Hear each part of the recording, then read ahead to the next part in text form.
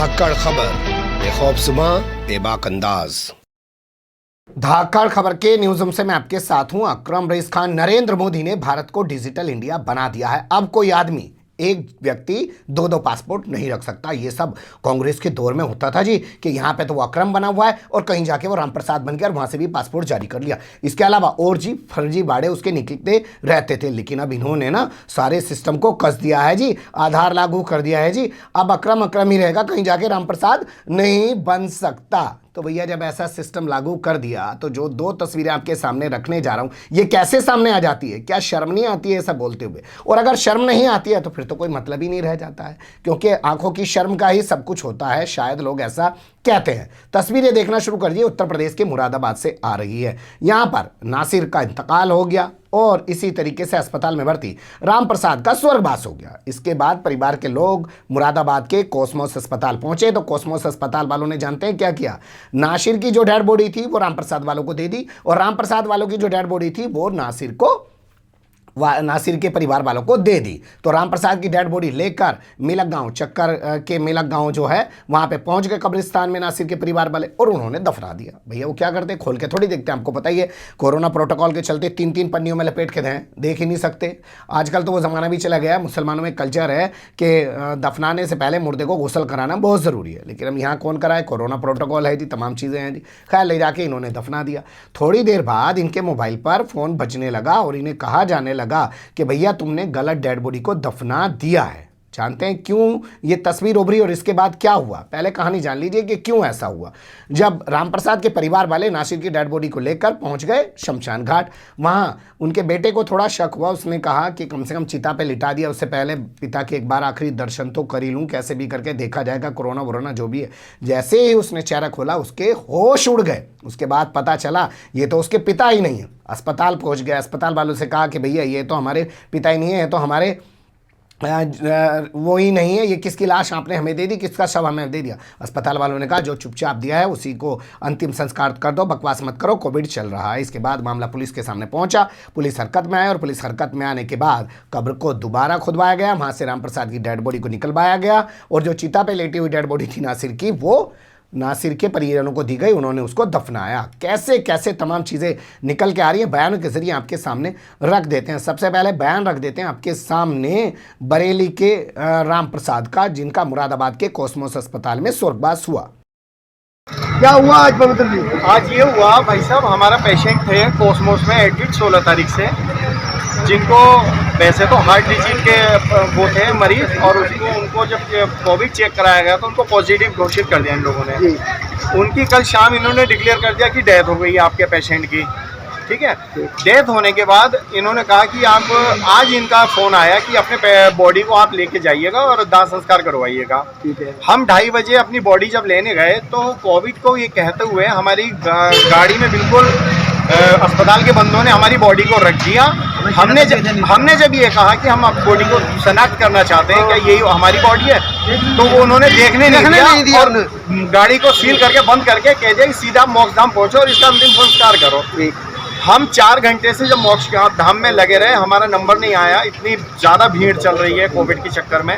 जब हमारा 4 घंटे के बाद नंबर आया और लकड़ियाँ वगैरह हमने लगा ली, तो जब हमने डेड बॉडी को उठा करके रखने की कोशिश करी वहाँ, तो इत्तेफाकन जब हमने, क्योंकि ट्रांसपेरेंट पन्नी में वो लिपटी हुई थी बॉडी, तो जब हमने उस बॉडी को देखा तो वो बॉडी हमारी नहीं थी। वो भी चेहरा दिखाया था। उसकी उम्र लगभग ऐसी 45 साल की थी, 40-45 साल का वो बंदा था। हमारी जो बॉडी थी वो 61 साल के बंदे की थी और भारी भरकम बंदे की थी। ये क्या करा आपने उसके बाद हमने अस्पताल वालों से, कॉस्मोस वालों से कांटेक्ट करा, हमने उनसे बात करी कि भाई हमारी बॉडी कहाँ है, ये जो तुमने हमें बॉडी दी है ये हमारी बॉडी नहीं है। उन्होंने कोई भी संतुष्टिपूर्ण जवाब नहीं दिया और ये कह करके डाल दिया कि जो हमने दिया आप उसी को आप अंतिम संस्कार कर दीजिए और आप ज्यादा वकालत मत झाड़िएगा। अब दूसरी बॉडी आपको पता चली कहाँ है? ये हमें नहीं बता के दिया हमने कि भैया जब 2 डेथ हुई आज, तो दूसरी पार्टी का आप हमें नंबर दे दीजिए कि भैया वो नंबर आपको नहीं मिलेगा, क्योंकि कि कोविड का मामला है, इसलिए हम आपको नंबर प्रोवाइड नहीं कर सकते।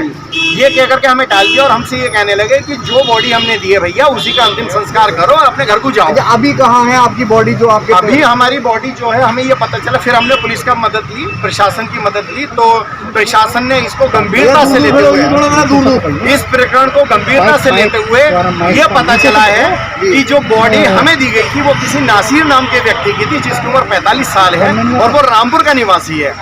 और हमारी जो बॉडी है, हमारी बॉडी उस नासिर के परिवार वालों को सौंप दी गई जो रामपुर के निवासी थे। अब बॉडी बदली जा रही है? अब बॉडी बदली आ रही है, वो भी प्रशासन के प्रयासों से बदली आ रही है, ना कि अस्पताल वालों ने कोई कॉपरेट किया।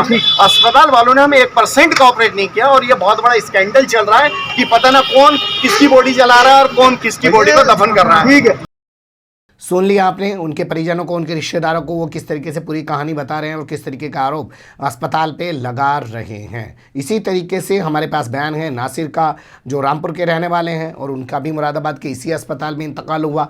वो किस तरीके से जानकारी दे रहे हैं, उनकी ज़बानी सुन लीजिए। आज यहाँ पे क्यों? सुबह क्या हुआ था, हम लोग जो बॉडी थी उसका हम दफन दे चुके थे और दफन देने के बाद हुआ ये कि जब हम घर पे गए तो हॉस्पिटल से और पुलिस प्रशासन की तरफ से और आला अधिकारियों की तरफ से हमारे पास फ़ोन आ रहे थे और वो फ़ोन आ रहे थे इन्वेस्टिगेशन करने के लिए। यहाँ पर बॉडी को दफन कर दिया, हमने जहाँ कर दिया। वो बॉडी आप ही की थी?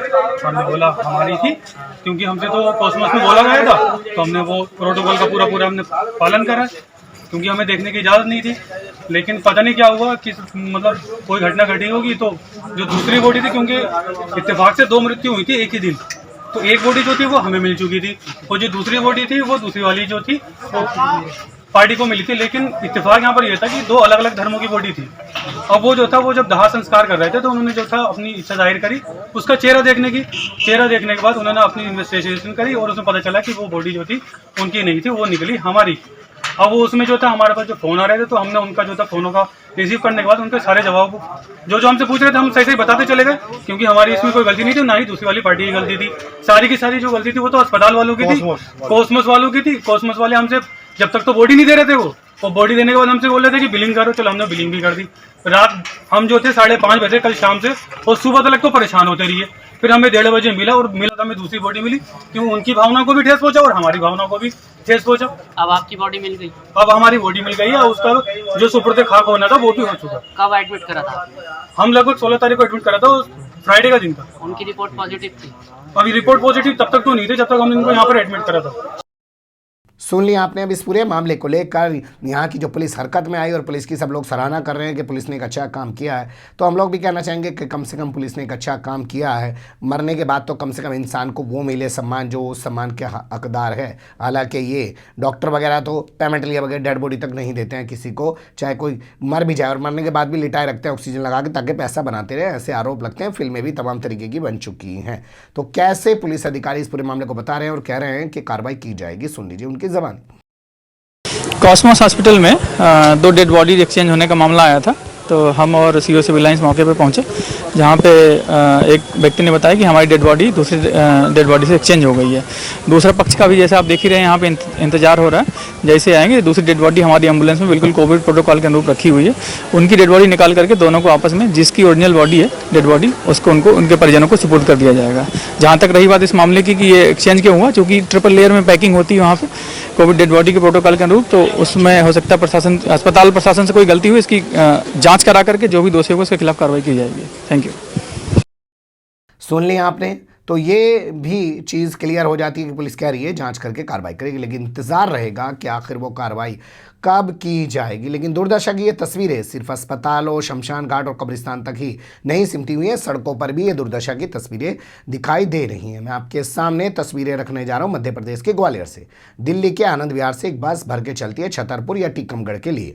ये बस जैसे ही ग्वालियर में जाती है और तेज़ रफ्तार बस होती है, 50 के करीब कैपेसिटी होती है। आप जानते हैं 50-52 लोगों को बसों में बैठाया जा सकता है, लेकिन 100 लोगों को बैठाया गया था। बस पलट गई और उसके बाद जिस तरीके का वहाँ पे कोहराम मचा वो देख लीजिए।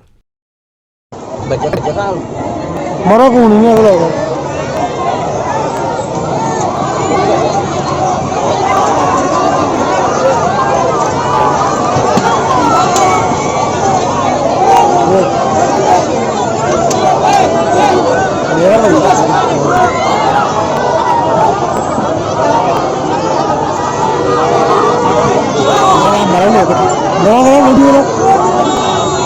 जाने का तो कोई पता ही नहीं है।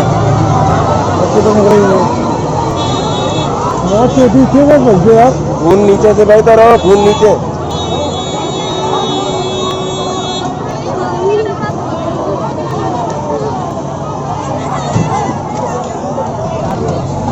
बनाओ नहीं चाहिए यार। देख लिया आपने, इस पूरे हादसे में कोई अखबार लिख रहा है 2 लोगों की मौत हो गई है, कोई अखबार लिख रहा है 3 मजदूरों की मौत हो गई है, और कोई लिख रहा है दर्जन भर मजदूरों की घायल हो गए हैं, और कोई कह रहा है 15 मजदूर इस पूरे मामले में घायल हो गए हैं। बाद में पहले तो लोगों ने उन्हें बचाने की कोशिश की, बाद में पुलिस प्रशासन आया, उसने जेसीबी की वजह से बस को खड़ा करवाया और उसकी वहाँ से घायलों को निकाला, उनको अस्पताल तक पहुँचाने की कोशिश की। अब इस मामले में मीडिया कह रहा है कि ड्राइवर ने ज़्यादा पैसा कमाने के लिए बस में मज़दूरों को ठोक ठोक के भर लिया था। लेकिन उन मज़दूरों से भी पूछिए जो डबल पैसा दे के जा भी रहे थे, वो क्यों ठुके हुए थे? क्योंकि उन्हें पता है कि स्थितियां क्या होने वाली हैं। ना उनका भरोसा प्रदेश सरकार पे है, ना उनका भरोसा केंद्र सरकार पे है। ये एक बड़ा मुद्दा होना चाहिए मीडिया के लिए कि आखिर अब मजदूर अपनी प्रदेश सरकार या केंद्र सरकार में से किसी का भी भरोसा क्यों नहीं कर रहे हैं, और क्या जो सरकार अपना ऐसे भरोसा खो चुकी हो उस सरकार के मुखिया को अपनी सीट पे बने रहना चाहिए या उस सरकार को ही बना रहना चाहिए? लेकिन अब तो भैया सत्ता के लिए कुछ भी किया जा सकता है। सत्ता पे बने रहो, लोग मरते हैं, मरने दो, कोई फ़र्क इन तमाम चीज़ों से पड़ता नहीं है। बने रहेगा धाकड़ खबर के साथ। फिलहाल कमेंट्स के रूप में आप लोग अपनी राय दे सकते हैं, खबर को लाइक कर सकते हैं, चैनल को सब्सक्राइब कर सकते हैं, ज़्यादा से ज़्यादा हमारी खबरों को शेयर कर सकते हैं। फिर ऐसे ही किसी सुलगते हुए या उलझते मुद्दे लेकर मैं आपके सामने हूँगा हाजिर। फिलहाल अभी मुझे दें इजाज़त।